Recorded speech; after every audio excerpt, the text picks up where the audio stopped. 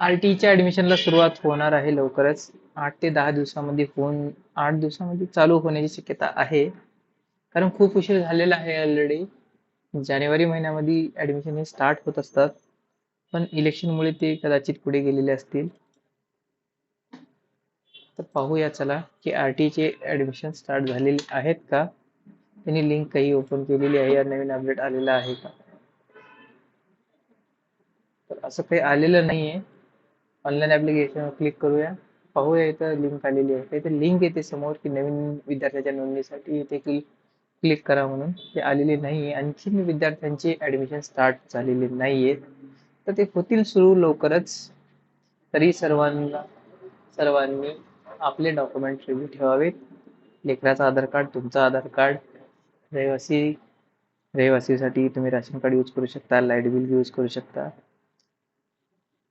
हे लागेल तुम्हाला. उत्पन्न ज्यांची कास्ट आहे त्यांनी कास्ट काढून घ्या, ज्यांना उत्पन्न लागते त्यांनी उत्पन्न काढून घ्या. सर्व डॉक्युमेंट रेडी ठेवूनच तुमच्या पाल्याचं हे ऍडमिशन करा. ऑनलाईनला ऍप्लिकेशन द्या.